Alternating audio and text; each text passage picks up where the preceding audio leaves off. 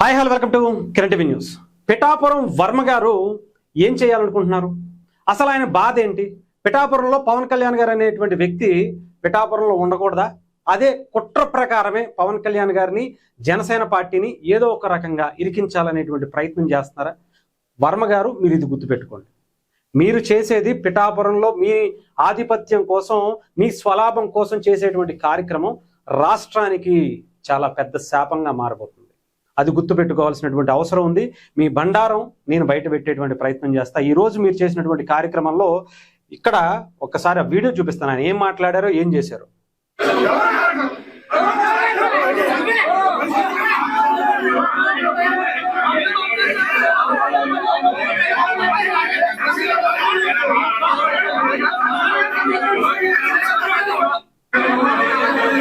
ఎంత చూడండి, వర్మ గారు ఇక్కడ మాట్లాడతారు చూడండి. ఒక మాట్లాడిన తర్వాత మాట్లాడతారు.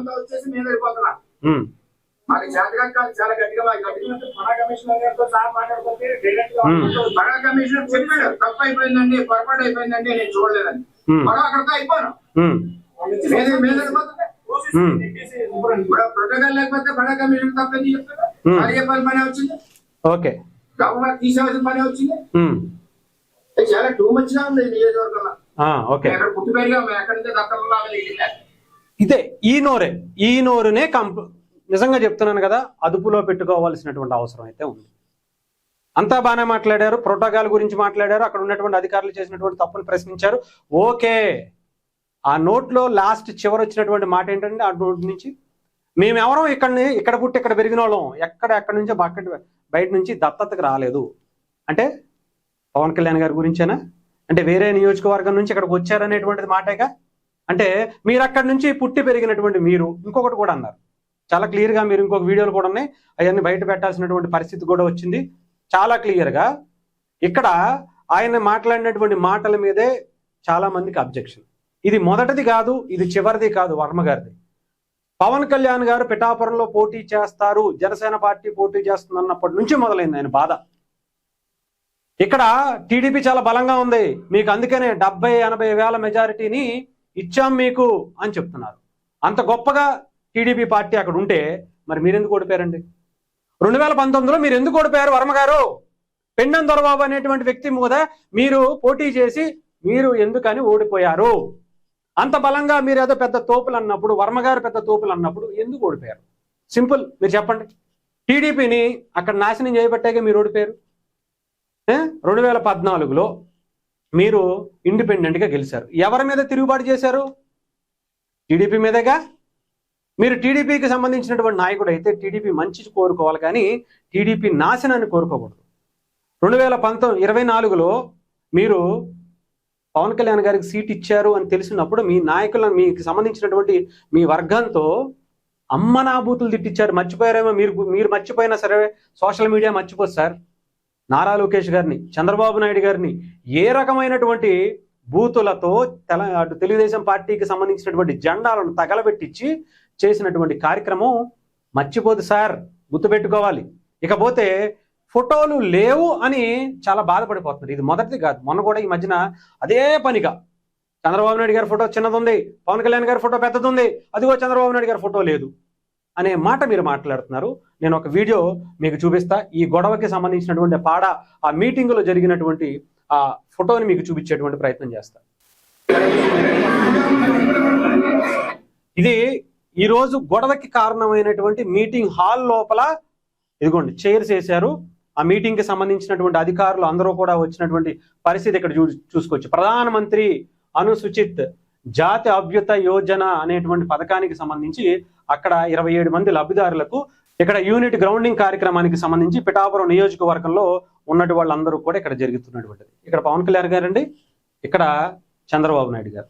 ఇక్కడ ఇది ప్రధానమంత్రికి సంబంధించినటువంటి కార్యక్రమం. అంటే సెంట్రల్ గవర్నమెంట్కి సంబంధించి స్టేట్ గవర్నమెంట్ ఇద్దరు కలిసి చేసేటువంటి కార్యక్రమం. ప్రధానంగా మోదీ గారి ఫోటో కూడా ఇక్కడ ఉంది. అలాగే ప్రోటోకాల్లో ఉన్నటువంటి ఆ శాఖకి సంబంధించినటువంటి మంత్రులు, అలాగే ఆ నియోజకవర్గానికి పార్లమెంటుగా, ఎంపీలుగా, ఎమ్మెల్సీలుగా ఉన్నటువంటి వాళ్ళ గురించి కూడా ఇక్కడ ఉంది. చాలా క్లియర్గా చూసుకో. మరి ఏ హోదాలో వర్మ గారు అక్కడికి వచ్చారో నాకైతే తెలియదు, కానీ మరి ఇక్కడ ఉన్నటువంటి ఫోటోలు ఏంటి సార్ వర్మ గారు? సరే, దీని గురించి పక్కన పెడదాం. ఇక్కడ నార్మల్ గా కూడా మిగతా టీడీపీకి సంబంధించినటువంటి గెలిచినటువంటి నియోజకవర్గాల్లో పవన్ కళ్యాణ్ గారి ఫోటో కూడా చంద్రబాబు నాయుడు గారి ఫోటోతో పాటు పెద్ద ఫోటోలు పెడతారా? ఎందుకని పెట్టట్లా? మరి అక్కడ లేనటువంటి అభ్యంతరం ఇక్కడ మాత్రమే, మీరు మాత్రమే ఎందుకు కుట్రపూరితంగా తీసుకొచ్చేటువంటి ప్రయత్నం చేస్తున్నారు? సాధారణంగా టీడీపీ గెలిచినా, జనసేన గెలిచినా, బీజేపీ గెలిచినా, లేదా ఏ పార్టీకి సంబంధించినటువంటి గెలిచినా కూడా సీఎం గానో లేదా ఆ పార్టీకి సంబంధించినటువంటి లీడరు ఎవరిదైనా సరే పక్కన చిన్న ఫోటోనే వేసుకుంటారు. ఆ నియోజకవర్గానికి సంబంధించినటువంటి ఎమ్మెల్యే ఫోటో చాలా పెద్దగా వేసుకుంటారు. అది కామన్ గా ఉండేటువంటి పార్టీలకు సంబంధించినటువంటి ప్రోటోకాల్. అక్కడ మీరు ఈ మీటింగ్ కి బయట ఉన్నటువంటి ప్రోటోకాల్ని చూపించి అక్కడ చంద్రబాబు నాయుడు గారి ఫోటో లేదు, ఇక్కడ పవన్ కళ్యాణ్ గారి ఫోటో పెద్దది ఇది ఉంది అనేటువంటి డ్రామాలు వద్దు సార్. అనవసరంగా నిజంగా చెప్తున్నాను కదా, మీ వల్ల ఆంధ్రప్రదేశ్ అభివృద్ధిని అడ్డుకునేటువంటి కుట్ర మీరు స్వయంగా చేస్తున్నారు. చంద్రబాబు నాయుడు గారు, లోకేష్ గారు, పవన్ కళ్యాణ్ గారు ఎంత ఉన్నతమైనటువంటి ఆలోచనలతో ఆంధ్రప్రదేశ్ని అభివృద్ధి బాట పట్టిస్తుంటే మీలాంటి వ్యక్తులు ఇలా కూటమికి చిచ్చు పెట్టేటువంటి పనులు చేస్తున్నారేమో, ఎవరో కుట్రపూరితంగా మిమ్మల్ని ఇలా భాగస్వాములు చేస్తున్నారేమో, వాళ్ళంటే కూటమిలో బీజాలు అంటే కుట్రపూరితంగా విడగొట్టేటువంటి ప్రయత్నానికి మిమ్మల్ని పావుగా వాడుకుంటున్నారేమో మీరు చూసుకోండి. ఎలాగో పవన్ కళ్యాణ్ గారు అక్కడ పోటీ చేస్తున్నారు, శాశ్వతంగా పిఠాపురం పవన్ కళ్యాణ్ గారి అడ్డానే. ఎవరు అనుకున్నా, ఎవరు మీలాంటి వాళ్ళు 100 మంది వచ్చినా సరే పిఠాపురం పవన్ కళ్యాణ్ గారి అడ్డానే.